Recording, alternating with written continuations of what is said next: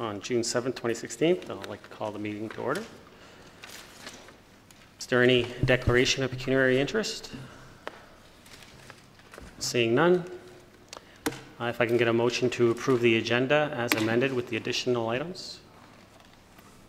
Moved by Councillor Perry, seconded by Councillor Humphreys. Any comments or questions? Councillor Gardner. Thank you. Could I just know from Mr. Ramuno what is different in the replacement item 11? Sure, definitely. Mr. Ramuno. Certainly. Through you, Mr. Chair, my apologies. The replacement pages really reflect we had submitted the wrong report.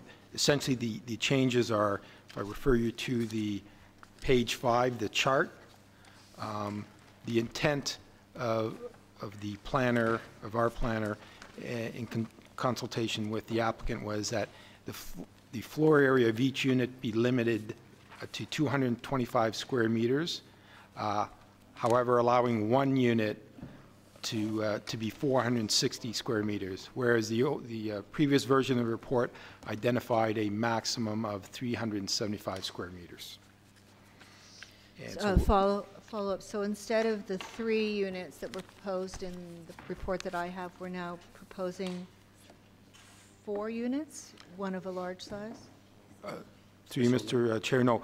We're still recommending a minimum of 3 units, but the size of those units, rather than being 375 square meters, we've agreed, and so has the applicant, that the unit size be limited to a maximum of 225 square meters.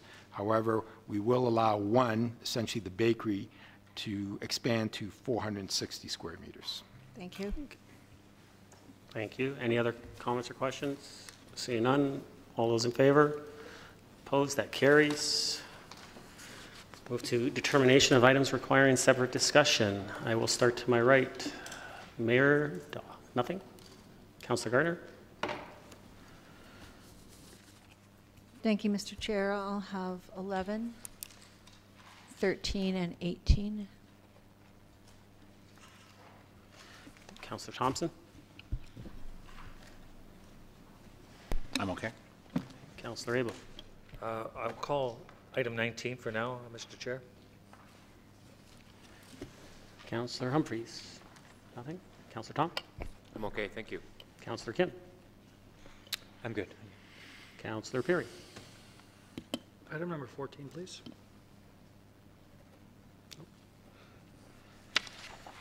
Okay, so I got 11, 13, 14, 18, and 19. Councillor Abel.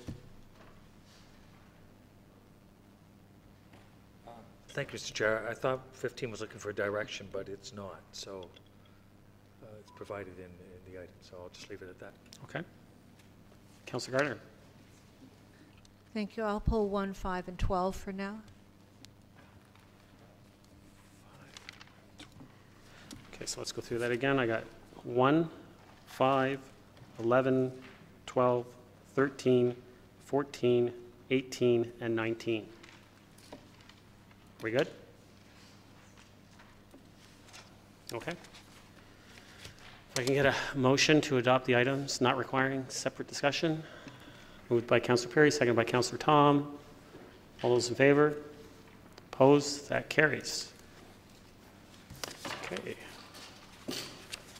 Move on to delegations. We have one delegation tonight, Michelle Johnson and Nancy Black from Aurora Sports Hall of Fame. If you can state your name, and you have 5 minutes, ladies. Thank you. State your name. Nancy Black. And I'm Michelle Johnson. Good evening, Mayor Daw, Chair Marakis, Council, staff, and members of the audience. My name is, again, Nancy Black, the Executive Director of the Aurora Sports Hall of Fame. And tonight with me, I have Michelle Johnson, who was hired by the Hall for exhibition coordination and curation services related to the grand reopening of the Aurora Sports Hall of Fame, which is scheduled for October 1st of this year. Tonight, we would like to share with you a vision for that big move. We'd also like to get your input on the direction we are taking. In 2013, The Aurora Sports Hall of Fame opened on the 3rd floor of the Town Hall, and now we are in the midst of the planning process for that move to the SARC. Thank you once again for your foresight in this venture. As we know, the SARC is the first municipal facility that visitors encounter when entering Aurora from the 404. As a multi-use facility, the SARC hosts people from various locations and sporting backgrounds.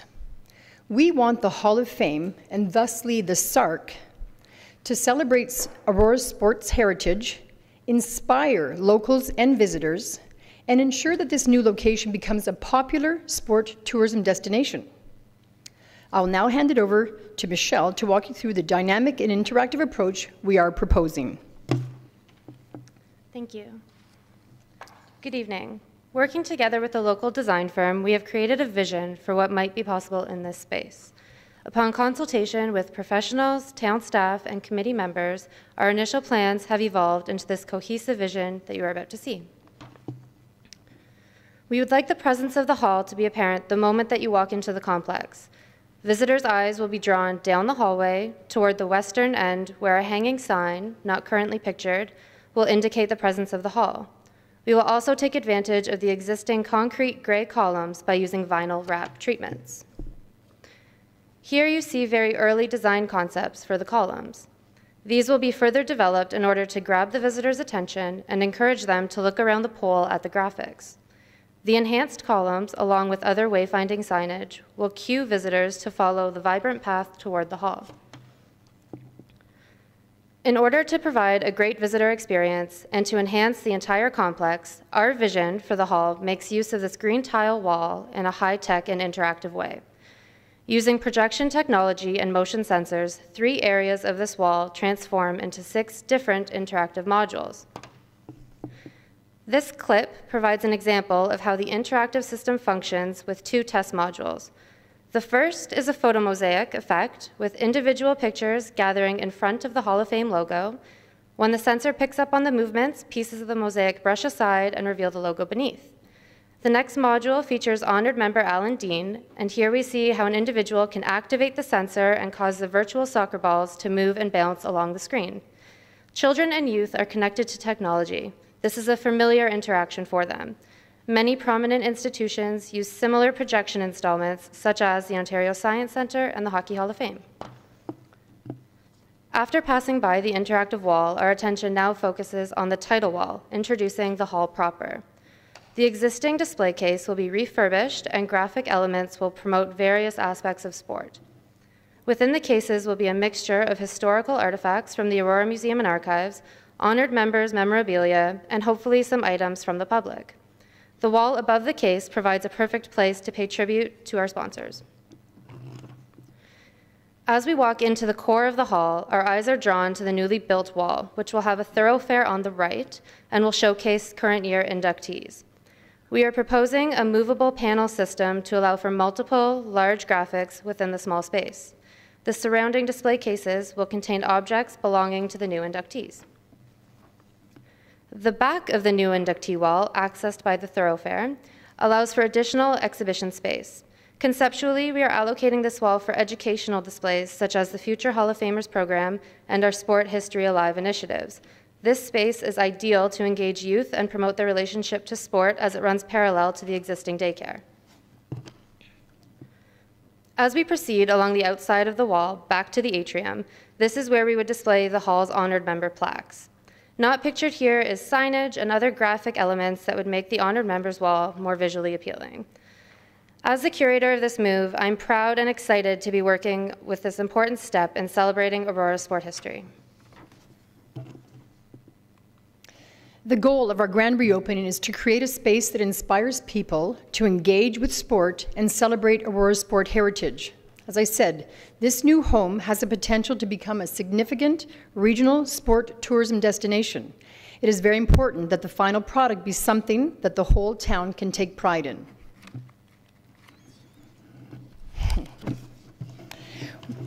We look forward to having thoughtful discussions with you about how this vision can come to life. Thank you for hearing our presentation and for moving the vision forward. Thank you, ladies. Can I get a motion to receive the delegate? Moved by Councillor Perry, seconded by Mayor Daw. Any comments or questions on the Councillor Gardner? Thank you very much. This has been a very underutilized space, perhaps a wasted space, and I think you've done a fantastic job reconfiguring it and bringing people into the back of the building. Do you have an idea how much this is going to cost? We do. We have a preliminary budget that we have with us tonight. However, we wanted, for accuracy purposes, we wanted your input to finalize those numbers. And the input would be coming right now from the table? We do have a budget that does reflect those recommendations or those initial plans, but we didn't know if we'd be proceeding to give you those numbers or getting more input tonight, and we wanted to make sure this is your opportunity to have us modify those, expand on it. So I think maybe if we can all get, just maybe if you have a copy, we could all get a copy at some point, just so we could take a look at the initial. absolutely, I have copies, or we have copies of the presentation that we were planning to distribute to you, and we can accompany that presentation with the budgetary numbers for that. Thank you, Mr. Chair, and I ask that this be placed on a council agenda so we could discuss it. I do, Mr. CEO, is this going to be placed in a future agenda? Well, it certainly could be. I don't know that there's a report coming at this stage, but we could. Well, just the information so we could look at it more in depth and provide some pertinent comments. Excuse me, through your chair, we actually have arranged to delegate again or present again on the 21st of June in GC again. I don't, through your recommendation, we have that set up now, and you'd have your materials in advance of that meeting. So, okay, so That'd how be an about, ideal date then to have something on the agenda. put Thank you that on the thank you very much. It looks great. thank you. Councillor Thompson? Thank you. It's a great presentation. I certainly like, the concept. We always talk about a bit of a wow factor, and I can certainly see the residents really being amazed by what you've presented. I'll be interested to see the details in terms of the budget and the project plan and so forth. If we have questions, who would be best directed to? Probably myself. Great. And I believe my contact number has been circulated, but if not, I'll make sure it is. Certainly between now and the 21st, I'm sure we'll have plenty. Okay. Thank you very much. Councillor Humphreys?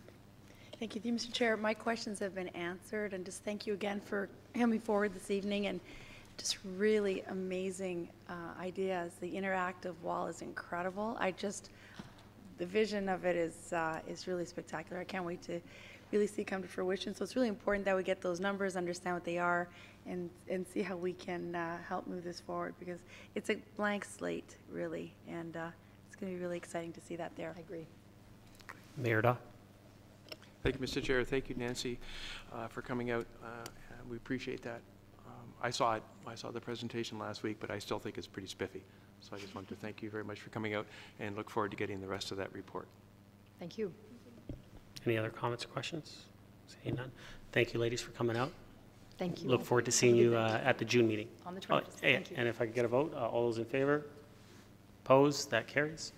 Thank you. Thank you. Thank you.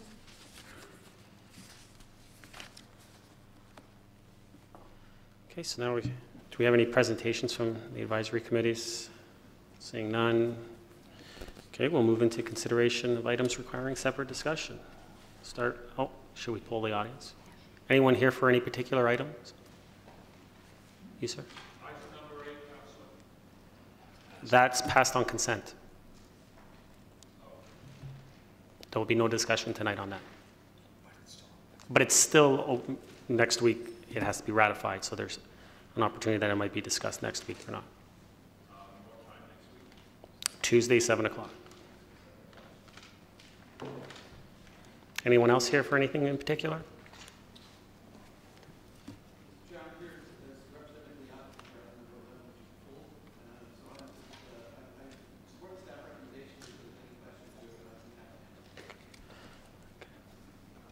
So can I get a motion to bring item 11 forward? Moved by Councillor Thompson, second by Mayor Daw. All those in favor? Opposed? That carries. Move forward. So we'll start with item 11, and Councillor Gardner, you pulled that. Thank you, Mr. Chair. I can't move this as is. Moved by Councillor Perry, second by Councillor Thompson. Councillor Gardner. Thank you.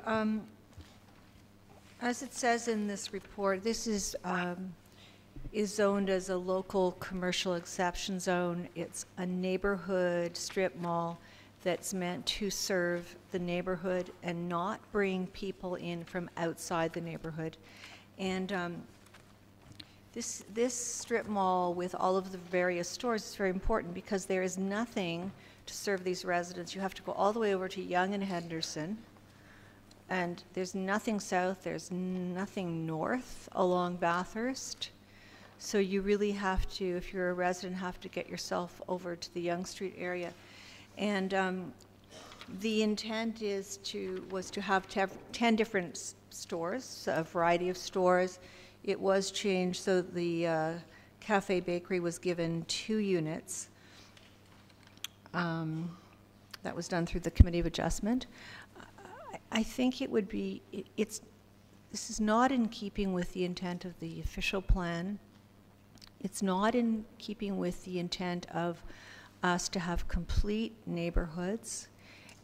It would, in my opinion, be a big mistake to allow 2 locations that are both larger than what's there besides the bakery, and then one very, very large location that I would suggest, if you look at the possible uses, is going to bring in a lot of people to this neighborhood. It will not be a neighborhood store. It will be bringing people into the neighborhood. That's entirely against the intent of how this strip mall was planned.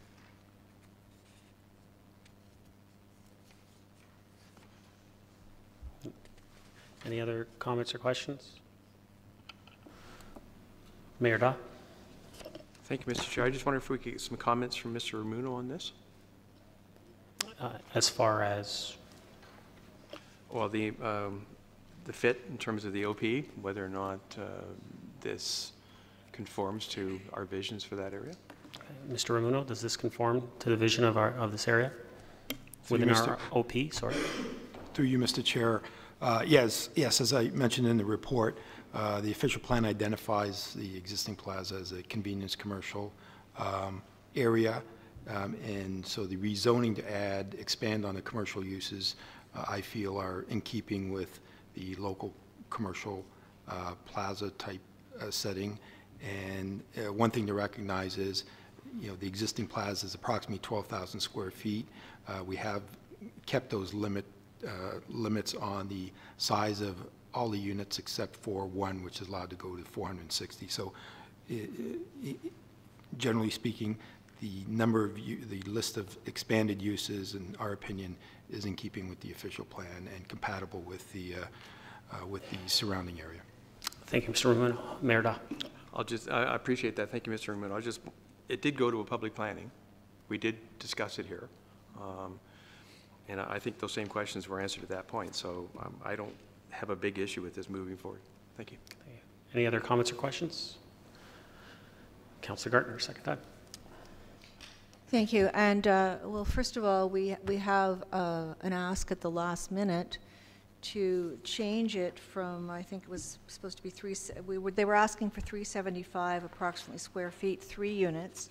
Now we have something that's closer to 250, and a very large unit. And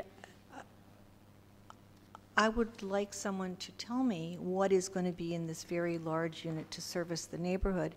But apart from that, you're taking it down from 9 services available to this neighborhood. And I don't know, I think we all were in that neighborhood for the election. I spent days and days going door to door in that neighborhood. It's a huge neighborhood. And this is the only area that they have to service them. And further on page 5, the proposed zone requirements, if you look at the list, and then you look underneath the list at the definitions, it says definitions for health and wellness center, pet services, adult and intergenerational day centers are not currently in the zoning bylaw. This is wrong. Any other comments or questions? Seeing none, I'll call the vote. Oh, sorry, Councillor. Thank you, Mr. Chair. Just so I'm clear, through you, if it's a convenience store going and we're putting in a new use, or will the convenience store still remain there to service those residents in that area? They just want to make use of some of the other units to try and effectively get the best income. Mr. Ramuno? See you, Mr. Chair. I'm not sure if if there's plans to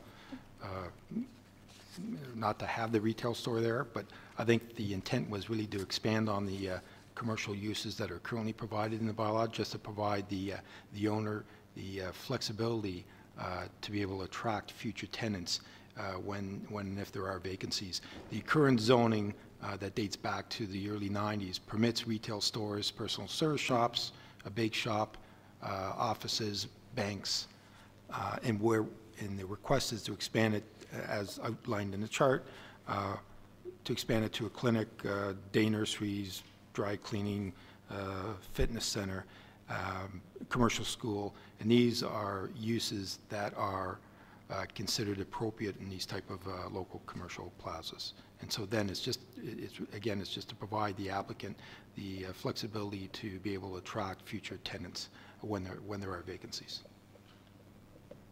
Thank you. Any other comments or questions? All right, call the vote. All those in favor? Opposed? That carries. Okay, number 1. That was pulled by you, Councillor Gardner. Thank you, Mr. Chair. Move as is. Seconded by Councillor Thompson. Councillor Gardner. Thank you. I have a couple of questions, and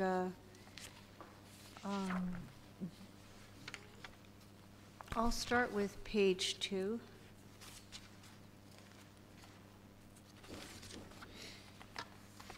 It's my understanding, through you, Mr. Chair, to Mr. Elliott, that we collect DC charges from developers to put capital projects in place to service new residents. Mr. Elliott. Through you, Mr. Chair, the development charges allows us to collect amounts to fund infrastructure that is needed to support the growing community, whether it's the specific individuals that are moving into the community, or whether it's, for example, increasing the capacity of existing facilities or roadways throughout the town to accommodate the additional volumes. Councillor Gardner. Thank you. My understanding, and I'll be bringing it up next week, is that development charges are for capital projects and not for operating. And this report is talking about using them for operating. If you look on page 5 on the chart, and again, through you to Mr. Elliott. Mr. Elliott, under funding transfer to operating budget, the SARC debenture payment, that is for a capital project? Mr. Elliott. Through you, Mr. Chair, if I may, I'll just actually run through these 4 lines for you. The first 2 are to fund the overbuild of both the SARC and the library that were done to accommodate future growth at that time, and this is the future growth paying for those debentures. Okay. And then the next 2 are both similarly related, the landscape architects and the IES salaries and wages. These are related to design, development, and review processes and staff resources required to bring about growth-related projects. And so these are design and development of new parks, managing the contracts, and design and development of any roads, sewers, water. It all goes on, and we spend a lot of money in all of those areas. And these staff manage those projects on a full-time basis, and they are eligible to be funded by DCs. Thank you. So follow up. So for example, when you're saying IES salaries and wages, you're talking about that in the context of developing the capital project? Absolutely. There's a separate division, ANCA's group, IES Engineering Services. They manage all of the growth-related projects as well as some R&R, but their salaries are funded to the extent necessary by DCs. Thank you. Last question. As you mentioned, we overbuilt the SARC and the library, so it would be of use for future residents. But that is definitely a capital project. So I don't understand why it's being put here as an operating. Mr. Elliott. Through you, Mr. Chair, an excellent question. The SARC and the library projects are long finished, and they are long operational. What is operational is the annual debt payment on those borrowings. And so the operating budget carries the debt repayment, and so we draw DC revenues into the operating budget to fund those expenses. Councilor Gardner. Thank you. I think the way it's termed might cause some misunderstanding or confusion in the community. Councilor Perry. And I just want to make sure, through you to Mr. Elliott, we are following all the rules and regulations set out by the Development Charges Act. Nothing's being done untoward or I don't want to use the word illegal, but we're following all the rules. We're doing everything we're supposed to be doing. Everything's above board. Can I get confirmation of that? Mr. Elliott? To the best of my ability, yes, and all in the interest of the corporation, yes. Councilor Perry. I trust Mr. Elliott's ability to do that properly. So thank you very much. Any other comments or questions? Seeing none, call a vote. All those in favor? Opposed? That carries. Move on to item number 5. Councilor Gardner, you pulled that one? I'll move that as is. Seconder? Councilor Tom? Councilor Gardner? Thank you. I'm certainly in favor of adding 2 more crossing guards to 2 schools. We already have 11 schools that we're subsidizing crossing guards for. My concern is that the ask in the report is that we fund this from the tax rate stabilization reserve. This is definitely a service level increase, and I find that taking it from a stabilization reserve is inappropriate. Through you, Mr. Chair, to whoever wants to take that. Mr. Elliott?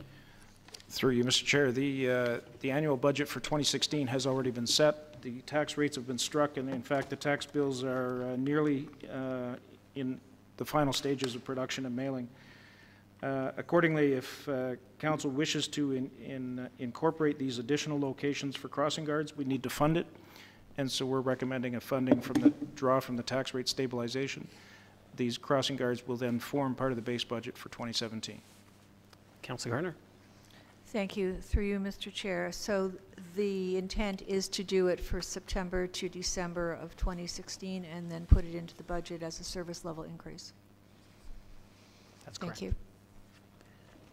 Any other comments or questions? Seeing none, call the vote. All those in favor? Opposed? That carries. Move to item number 12. Councilor Gardner, you pulled that one.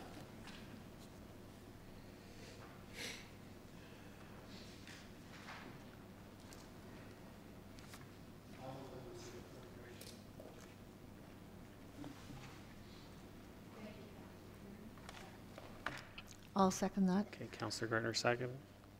Councilor Gardner? Thank you.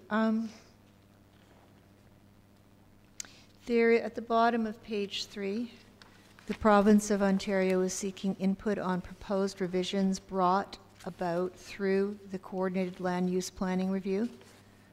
Upon further analysis from Aurora staff and York Region's reporting staff will coordinate comments with the region.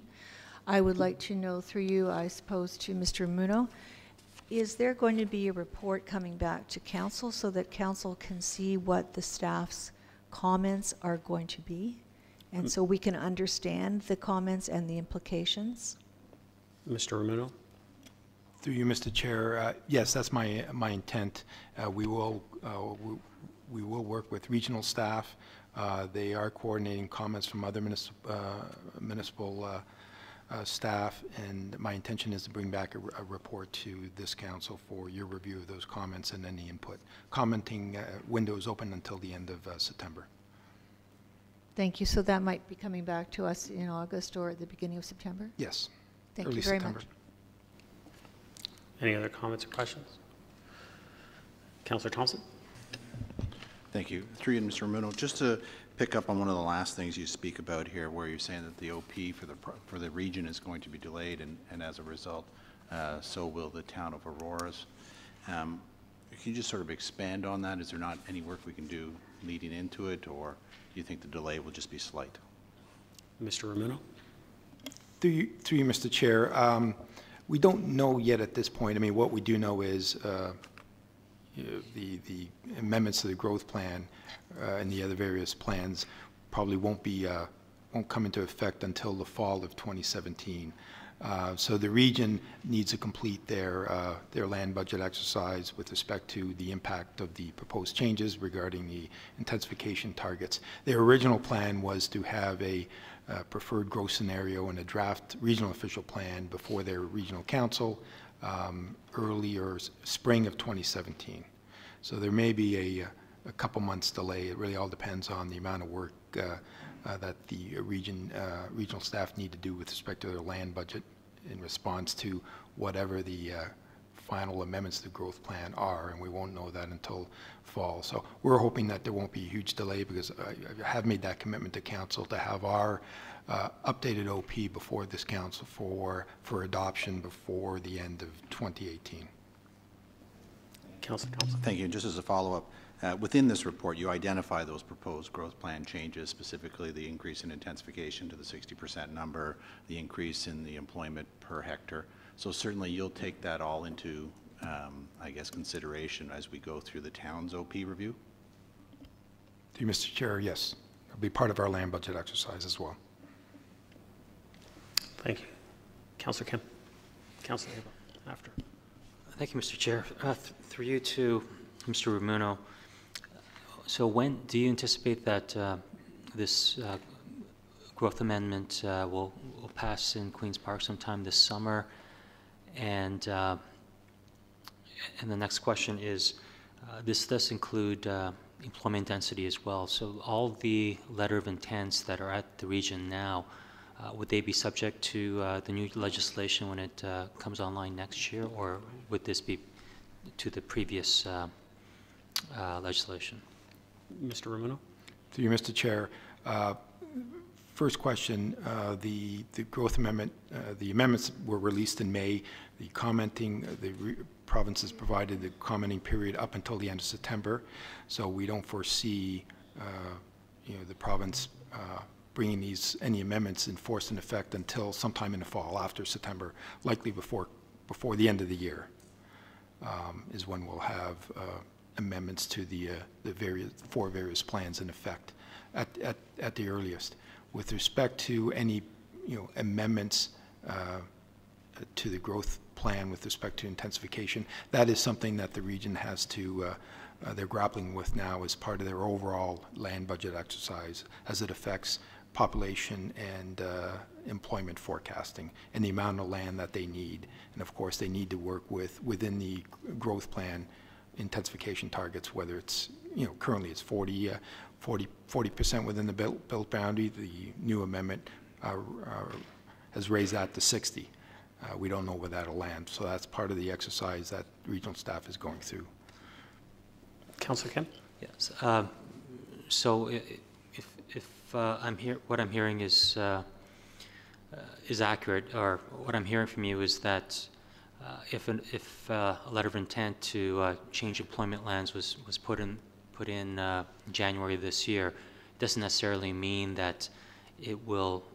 The decision to whether to take it off employment status is not based on the previous regime by default, but York Region is still contemplating, knowing that there is the shadow of the new legislation coming through. Is that right, Mr. Ramuno? Through you, Mr. Chairman, that's correct. And as we've identified on page 3, the proposed amendments as they stand now really won't have a huge or significant impact to our population or employment forecasts. As you can see, the range based on a 40% intensification target or the 60%, which is essentially the no urban expansion, we're talking a couple thousand persons difference based on the population distribution that will be coming to us from the region. So the proposed changes aren't really going to have a significant impact on the town, but it is something that the region has to verify through their land budget exercise with respect to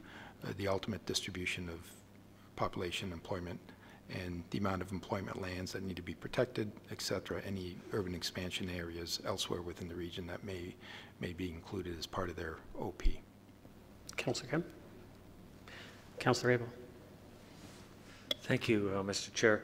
I'm on page 1 under comments. Province releases proposed changes.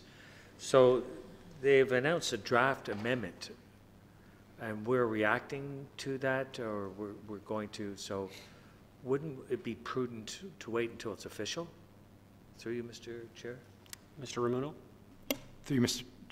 Chair, that's correct. So we're proposing, along with the region, to bring back staff comments and regional comments to this council sometime in September, and those comments then will be sent down to the province. Thank you. And the I think it was Bill 71. That was addressing the Places to Grow Act. This is different. This is a growth plan. Have I got that correct through you, Mr. Chair? Through you, Mr. Chair. That's correct. These are the amendments to the growth plan, the Greenbelt to Oak Ridges Marine Plan. I think the report we council saw a couple of weeks ago was the Bill 73. Those were changes to the plan, amendments to the Planning Act and the Development Charges Act. Okay, thank you very much. Good. Any other comments or questions?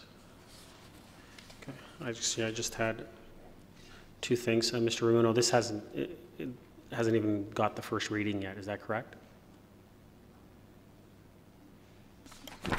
Through you, Mr. Chair.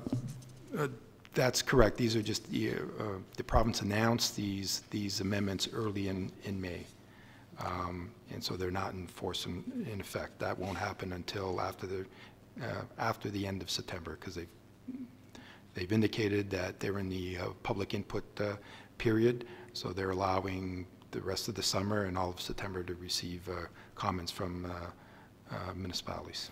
Thank you. And then I guess, would it be a good idea maybe if each and every one of us at some point got together with you and sat down and maybe kind of gave us our comments on what we thought we would like to see? That way you can incorporate it into any report coming out of this council. Through you, certainly that I wouldn't have an issue with that. And again, my intent is to follow up with a report to council sometime in early September. Well, definitely. So I guess I think it would be prudent if each and every one of us got there before that report got out, just so we can throw in those comments ahead of time. So, any other comments or questions? Seeing none, I'll call the vote. All those in favor? Opposed? That carries. Item number 13. Councillor Gardner. Thank you, Mr. Chair. I can't move this. Perhaps Councillor Perry would like to do it. Moved by Councillor Perry, seconded by Mayor Daw. Councillor Gardner. Thank you. This, of course, has to do with the wildlife park that Mr. Tomlinson has been involved with. Excuse me. We spent a couple $100,000. I'm not going to be able to do this. Hold on. Thank you. We spent a couple of $100,000 when Mr. Tomlinson did this study, and it was a comprehensive study. We wanted to know if it was feasible. So $200,000 on a feasibility study, yes, it was feasible. Yes, the design was good. Yes, it was good for the environment, et cetera, et cetera, et cetera. So now the ask is another $200,000 to do an investigation, from what I see here, for another design.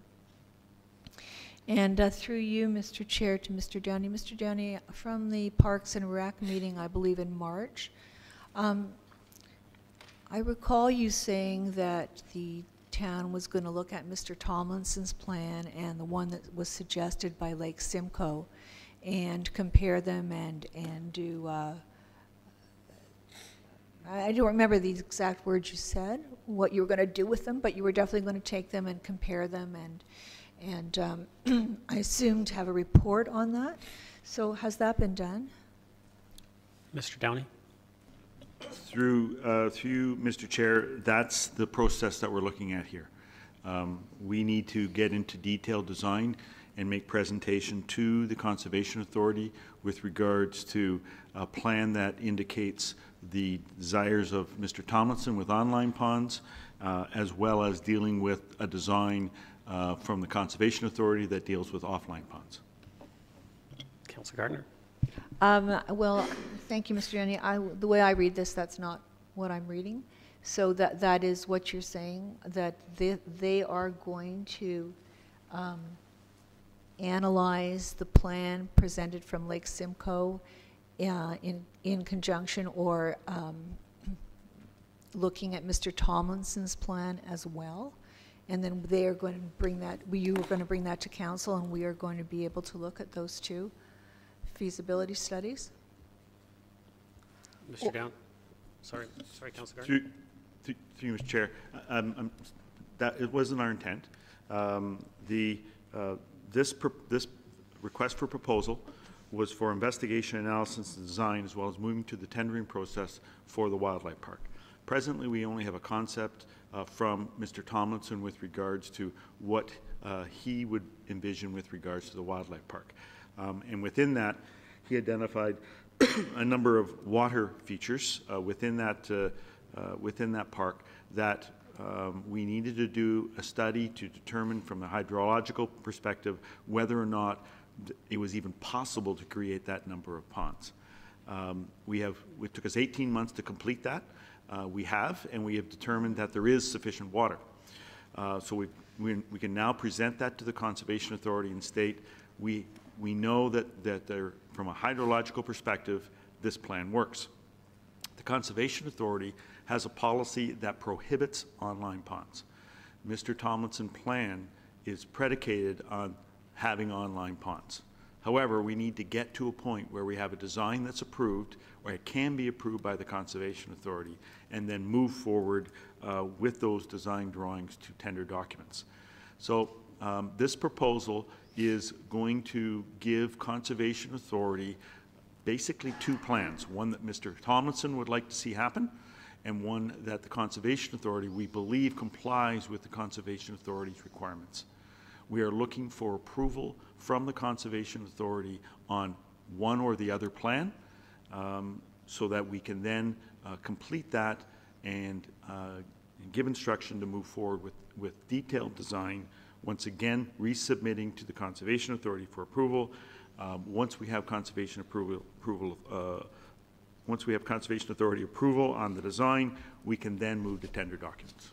Thank you. So to be clear, it's to provide a plan and not commit to the construction of any particular plan. Through you, that's correct, Mr. Chair. We are not constructing a thing in this proposal. The first phase of this proposal is to get ourselves to a detailed design. The second part of the proposal, which we are not asking to be executed, is for the project administration and construction. Thank you. And at the end of the day, who decides what gets done? Is it the town or the Conservation Authority? Mr. Downey? Through you, Mr. Chair, the ultimate approval authority on this is the Conservation Authority. However, Council will have approval on the plan as well, but we need to get compliance with the Conservation Authority before we can get approval from Council on any plan. Thank you, Mr. Downey. Mayor Daw, and then Councillor Abel. Thank you, Mr. Chair. And Mr. Downey did address it, that the issue of online versus online ponds is a sticking point. The authority as a rule, does not support online ponds for any number of reasons. No point going into that right now, but there's a lot of work on the authority's website that people could look up if they're interested. But I just want to be clear, and I don't think Mr. Downey specifically addressed this, but the authority is not creating a plan. The Conservation Authority is not developing a plan. They will simply approve the plan. So I just want to make sure that we're all perfectly clear about that. And I don't know if you have any comments on that, Mr. Downey. Mr. Downey? Through you, Mr. Chair, that's absolutely correct. The Conservation Authority is only an approval body. All work must be submitted to them, and they are a review and approval authority. Thank you, Mr. Downey. Mayor Daw? That's it. Thank you very much. Councillor Ib?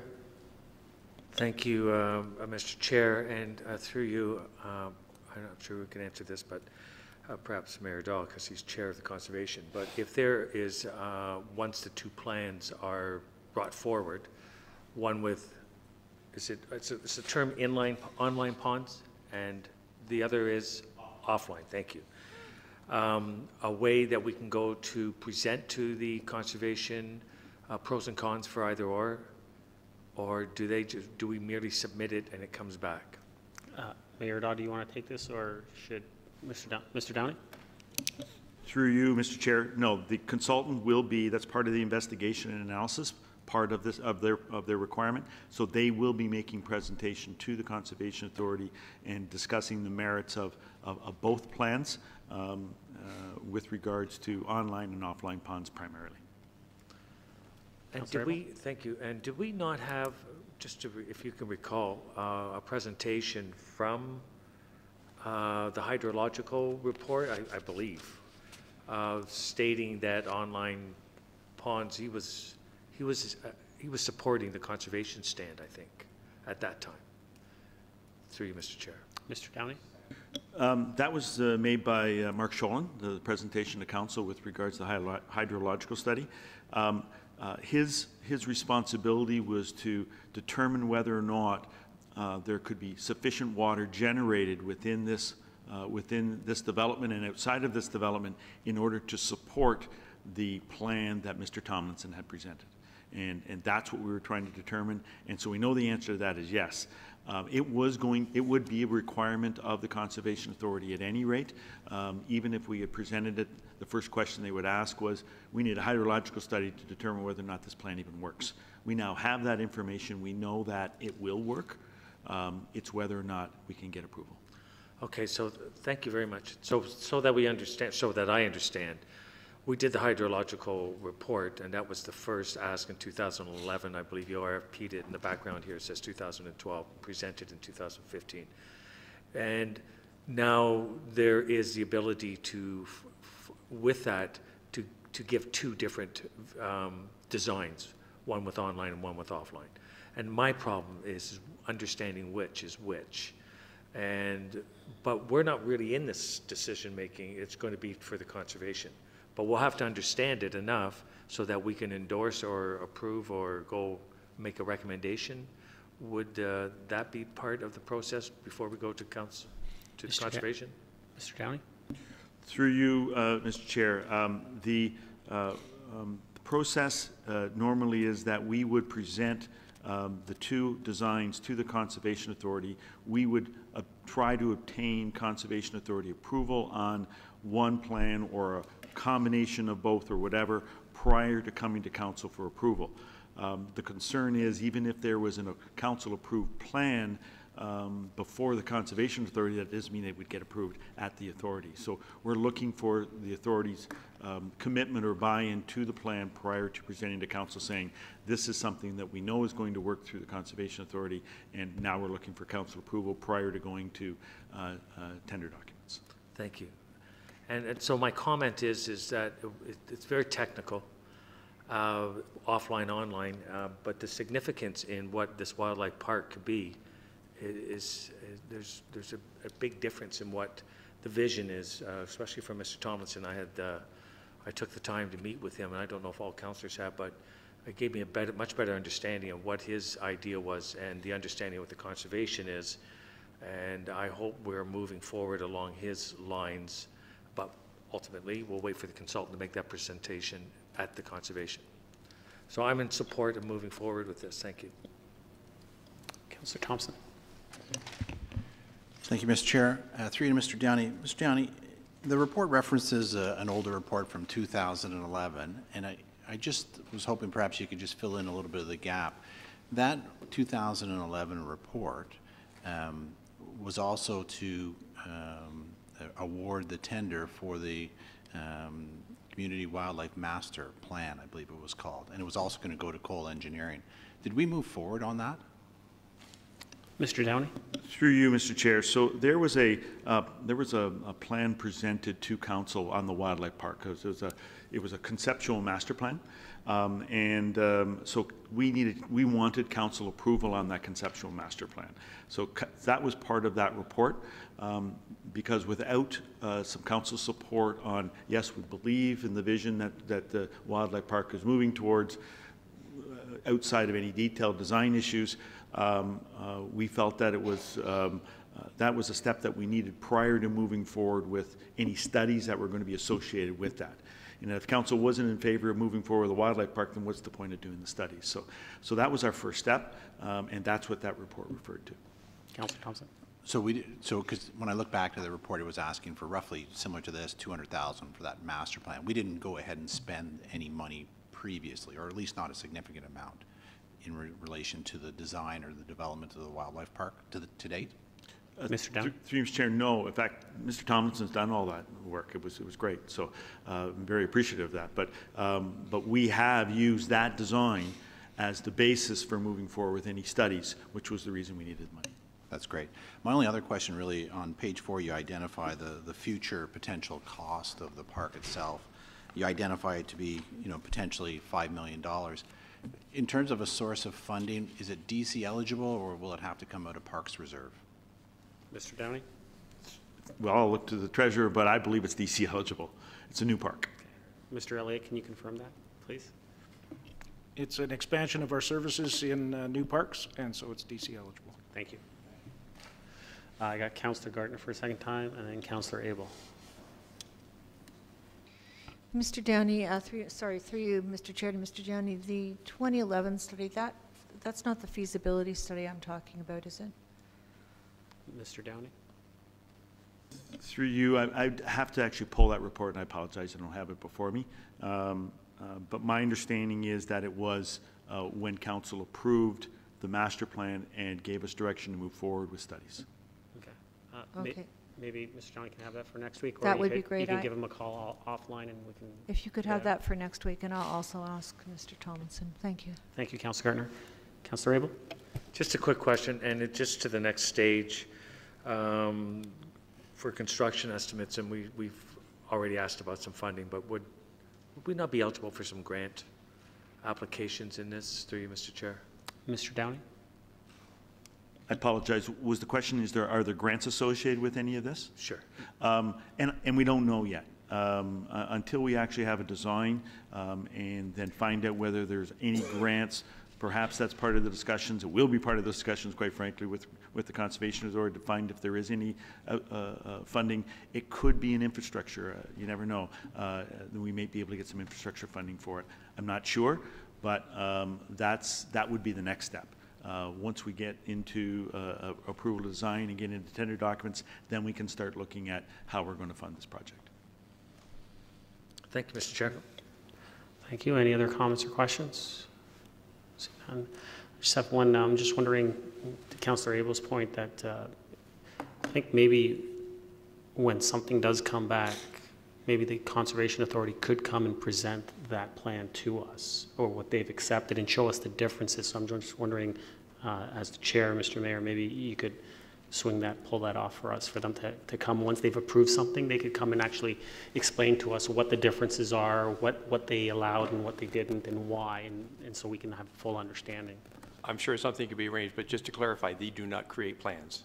No, and I'm not saying I'm saying once yeah. they've approved one, that they could come before us when it comes to us, so that way we can have a full understanding of what they approved. Okay, thank you. Any other comments or questions? All those in favor? Opposed? That carries. Item number 14, Councillor Peary. I'll move it as is. Second, Councillor Tom. Councillor Perry. Thank you, Mr. Chair. Mr. Downey, I appreciate you writing this report, but my question is not for you. My question is to Mr. Ramuno. Through you, Mr. Chair, to Mr. Ramuno, under alternatives to the recommendation, it states here that council could deny the application for a tree removal permit. However, this may adversely impact the property owner's proposed development for which a building permit cannot be withheld. I believe this building permits now fall under you. So through you, Mr. Chair, to Mr. Ramuno, I just want to get clarity on this. So if we were, hypothetically speaking, to say no to this, the homeowner would still be able to destroy the trees to build the home or to expand upon the home for which they were given a site minor variance. Is that correct? Are you trying to give him a first tough day on the job? Mr. Ramuno? Through you, sorry, my apologies. Through you, Mr. Chair. Yes, they have a conditional permission from the Committee of Adjustment for the construction of the new dwelling, but as per our tree bylaw, they do need council's approval for the removal of the trees. I don't know for sure at this point if they've submitted a building permit application, but that would be an interesting discussion because there is a requirement under the building code to have process a building permit application within a certain period of time, approximately 2 weeks. So if council didn't approve the tree removal,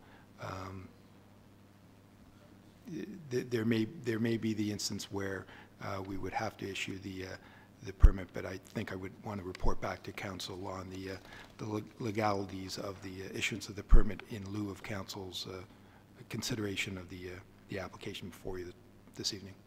So the reason I'm asking, it's through reading this, and it's my interpretation that, again, because the building code comes down from the province, our tree bylaw, is ultra vires, or maybe that's not the right term, but it takes a second position to the provincial statutes. And my only concern here is about cutting red tape and streamlining the process. If our tree bylaw, the way I read this, ultimately we have the option of saying no and having the development proceed, or saying yes and collecting the money. So really the difference is us collecting the money or not collecting the money. So from a red tape perspective, I think it makes much more sense to have this done administratively as opposed to having to wait to come to council. It slows it down for the applicant, for the homeowners in town. And I think we'd all agree that, in every instance we would accept the newly adopted fees that we've all set in place. So I think through you to Mr. CAO, are you following my thought processes? Am I making sense, or am I off base on this one? Mr. CAO? Through you, Mr. Chair, I would never say a councillor is not making sense. It's not good for job security. But no, I do agree with your train of thought, and I think it's something we need to delve into a little deeper. So, because I do believe that, as you said, the province's sort of jurisdiction to force us to issue the permit would trump. Yeah, would trump our bylaw that says the tree's in the way. So, but we'll investigate that further and clarify. So I think that's the only time I'm using the word trump in a good sense these days. So I guess under new business, I'll ask for a report to that point, but I think this follows all of our bylaws. I think they've done all their due diligence, so I'm okay with approving this. Thank you, Councillor Perry. Councillor Abel, then Councillor Gardner. Yes, thank you, Mr. Chair. Is this part of our new bylaw that we adopted on trees, or is this coming through the Committee of Adjustment? I don't know why this is before council. I'm kind of sharing the same thought or concern that Councillor Perry said, is why is this before us? Mr. Downey or Mr. Ramuno? Who wants to take it? Through you, Chair. It's a process issue. The report was written before the new bylaw was enacted. So, the new bylaw, we now have administrative authority in order to do that. However, this application superseded that. So we have the date of the application, so we have to follow the old bylaw based on the date of the application. If this application came in today, you wouldn't be seeing it. Thank you. And through you, Mr. Chair, we, I remember there's been other homes built and renovated, or homes razed and then a bigger footprint, and trees have been cut down. It happens all over the town. And one of the rules is that the footprint can't exceed a certain amount of the lot. That's in our bylaw, our planning. So in this case, is the resident compliant with that part of our planning process? Mr. Ramuno? Through you, Mr. Chair, the applicant did apply for a variance application a few months ago. I don't have that in front of me, but they were seeking some exceptions to some of the zoning bylaw provisions, like slightly reducing the side yard setback. I don't believe there was an increase in lot coverage, but I can certainly send council an email with the details of that variance application. Okay.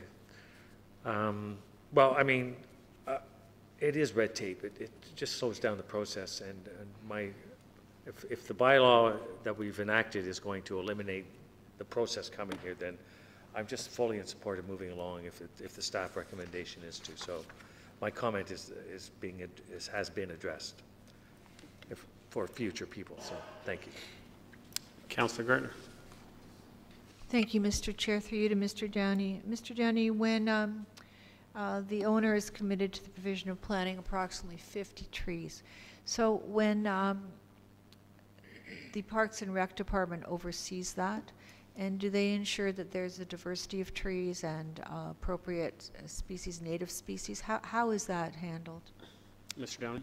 Through you, Mr. Chair, the applicant provides us with a landscape plan which identifies the plant material and the species of the plant material, and then provides security for the planting of that material to ensure the work is done.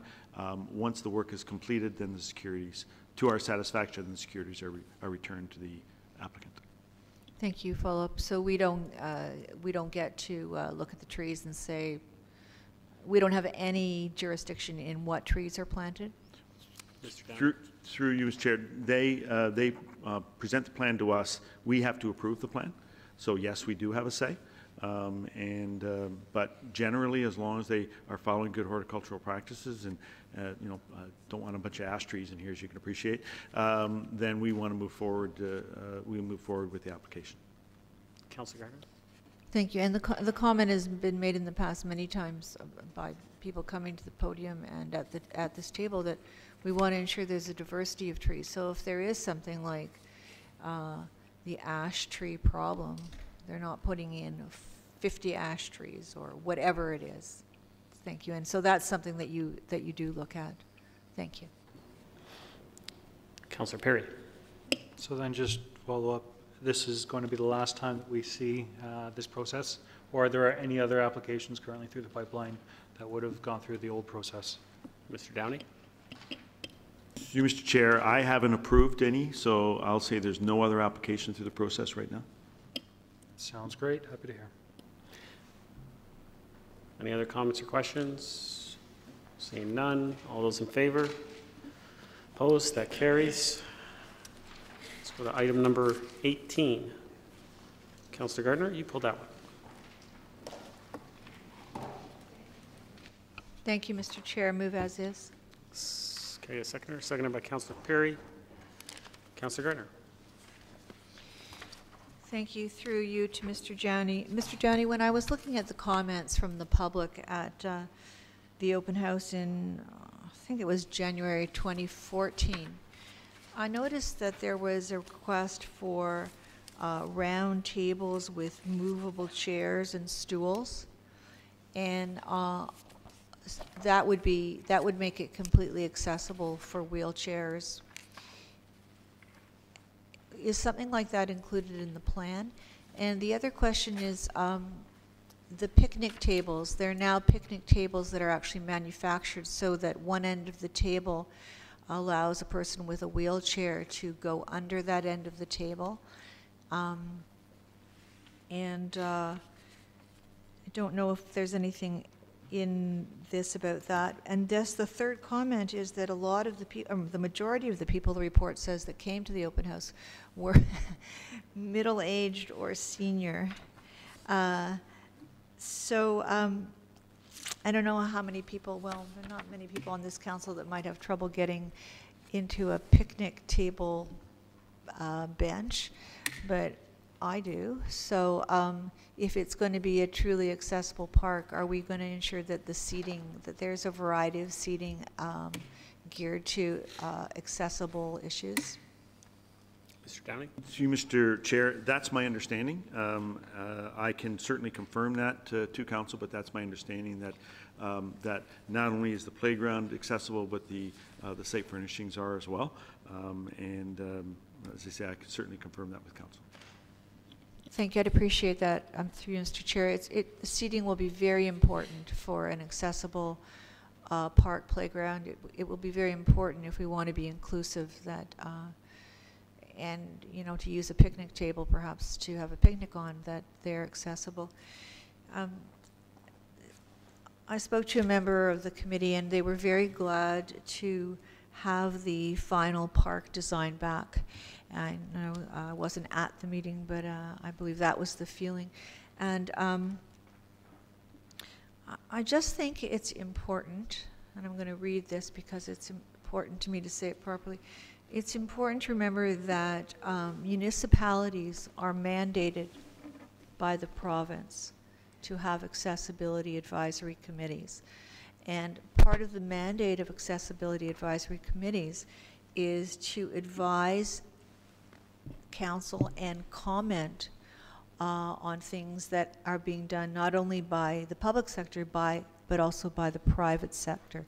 So that's why it was very important to me that this park design went back to the committee because actually looking at that final design is part of their mandate as a committee.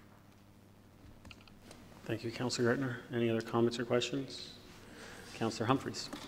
Thank you, Mr. Chair. And just to add, yes, the committee was really happy to see the final design, and a lot of the considerations that were mentioned earlier were added to the design and a few final touches. So it was a really nice, well, it's a mandatory process, but nice to have it back and nice to have everyone, contribute to that and make sure that it's going to, I think something that did come up, I just want to mention it here, is that one of the committee members said that we should actually celebrate this opening of this park, because the items that are in here, the inclusivity of the park, the sensory items for autistic children, and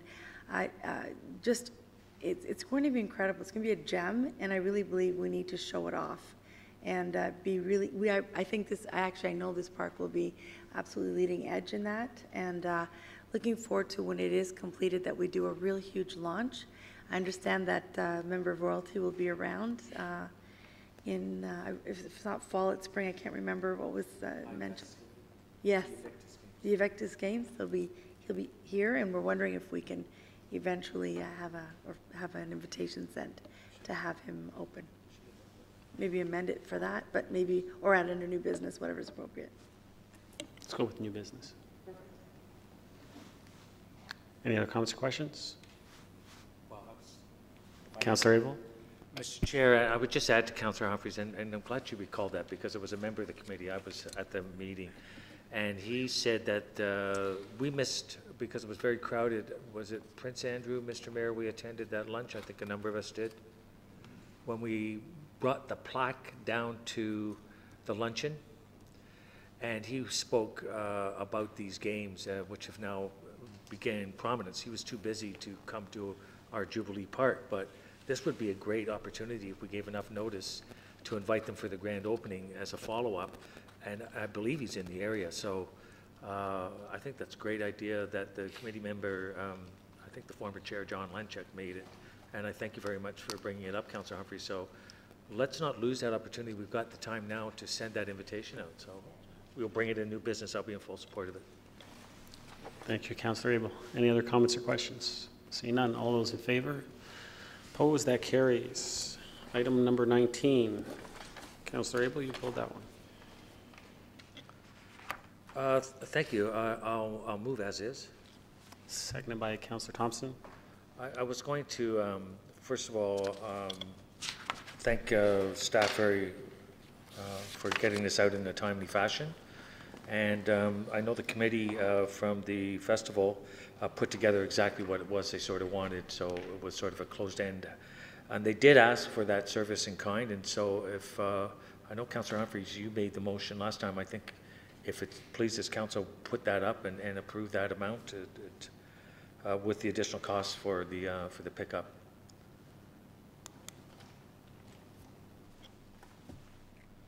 Is that an amendment? Yes, and I think Councillor Humphreys? Through you, Mr. Chair, I'll support that amendment tonight, if that's possible.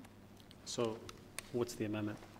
Just Well, so we can get it straight. The memorandum is giving you the amount of money that it costs, and so the ask was at council for that. Councillor Perry said, well, let's find out exactly what it is before we consider it.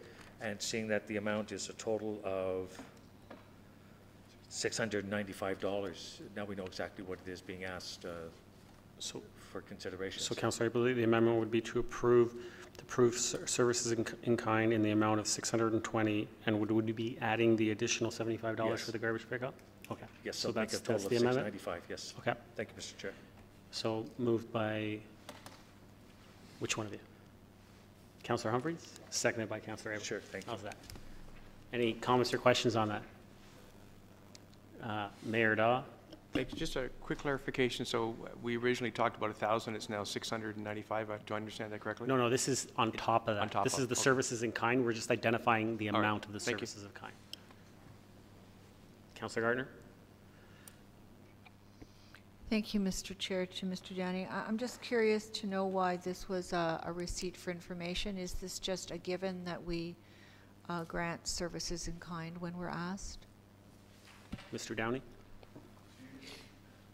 To you, Mr. Chair, my understanding was that at the meeting was requested for this information, so it wasn't asked for as a direction, or council simply wanted to know what the costs were associated with it, so that's why we had it for receipt of information, and council can then decide how they wish to move forward with that.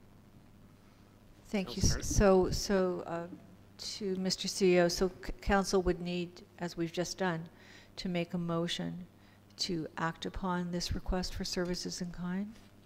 Mr. CEO?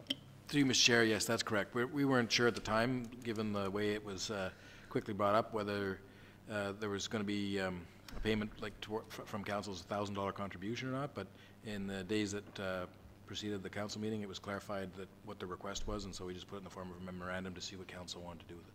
Councilor Gardner? Thank you. So why wasn't, just to follow up, why weren't we asked for direction on this? Why was it just a receipt of information? Through you, Mr. Chair. To you, Mr. Chair, there's no real reason. We expected that when council saw this, they would decide whether they just wanted to do something with it. In hindsight, it probably could have been proposed that the in-kind be, the amendment that was put forward could have been put forward as a recommendation, and we could have had a debate on it. Thanks. Or just direction so we could talk about it. Thanks. Any other comments or questions? Oh, Mr. Elliott, I have one. What will be the funding source? Funding source would be the council operating contingency account, but it should be included in your motion, please. Should be included in the motion. Mover's not here. Well, we'd have to vote on the First Amendment and then add that. No? Can we make that as a friendly amendment? Yeah, I think it can be a friendly amendment. Okay. So we got that? Okay. Doesn't the mover have to approve of that, though? Usually they have to agree, yeah. Ms. Sanders is in the back.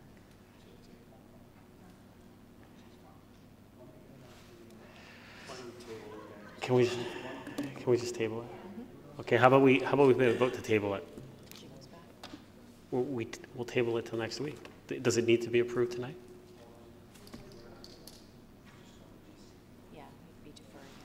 So I would defer it to council.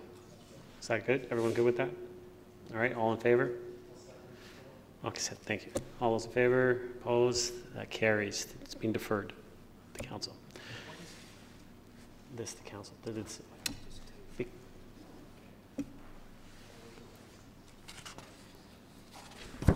amendment is deferred or the whole thing? The whole thing? The whole thing's deferred. The whole thing's deferred. We're over, okay. Okay. That's it for items. New business. Councilor Perry. Thank you, Mr. Chair. I would just speak briefly about the FCM conference that you, myself, and Mr. Mayor attended.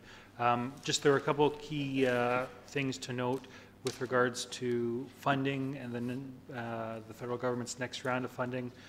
Some very interesting comments were made by one of the MPs that if the provinces end up being a little bit too slow to get the funding rolling that the federal government's putting out, there might be some provisions to speed that up to make sure that the money actually does get to municipalities. So I think that's one very big point. And another secondary point that was mentioned by the Prime Minister is that our communities know very much what our priorities are and what our needs are.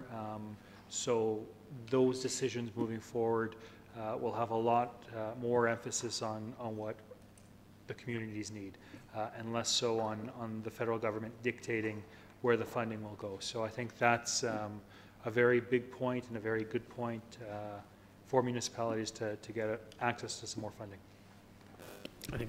Thank you, Councillor Perry. I just add that I believe he said we are the experts. The municipal officials are the experts. So I just want to throw that in. And also, I know everyone wants to go around, but since he brought up FCM, I just want to say congratulations to Councillor Perry for being re-elected to the board. Councillor Kim. Councillor Tom. Councillor Abel. Councillor Thompson. Just to follow up on the presentation we had earlier with regards to the Sports Hall of Fame, perhaps either through you to Mr. CAO or Mr. Downey, I would like staff to sort of weigh in on the proposal as well. Granted, timeframes quite short, but I don't know if, can we have a bit of a discussion? I'd like to hear whether Mr. Downey's had a chance to even see some of these ideas previously, or, if he could just share a little bit of comment at this time. Mr. Downey? Certainly. I received the presentation maybe a month ago, a few weeks ago,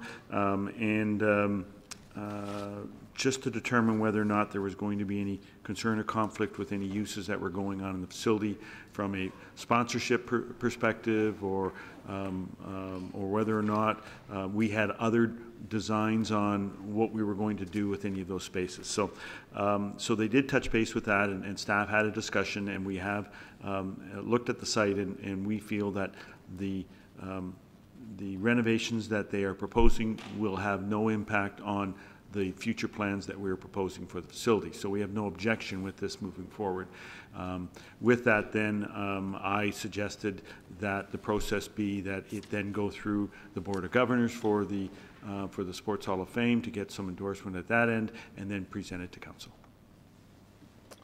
Thank you. And I agree with Councillor Gardner's suggestion that it'd be good to have that on the agenda if they're coming back on the 21st, even if it's to receive for information, to give all members of council the ability just to comment and have a conversation about it and any questions they have. So, perhaps if we do get confirmation they're coming back on the 21st, maybe it's just as simple as put the presentation as a receive for information as an agenda item. Good. All right. Councillor Gardner? Mayor Dodd? Councillor Humphreys? Thank you, Mr. Chair. I'm wondering at this point if we could add to the opening of Jubilee Park, if there's any way, Queen Jubilee, that we can send a formal invite to His Royal Highness while he's in here. Yep, while he's here. And there's lots of, I think, time now, so I don't know if we can get that arranged to see if he's available. So We have a motion. Or a letter, you know, A to motion invite. to extend an invitation to Prince Andrew for the Or opening. Prince Harry. Or Prince Harry, sorry, Prince Harry for the opening of the Of Queen's Jubilee Jubilee. Park. Yeah. Or the royal representative. Is that good? The Lieutenant Governor or the Governor General, or? Lieutenant Governor?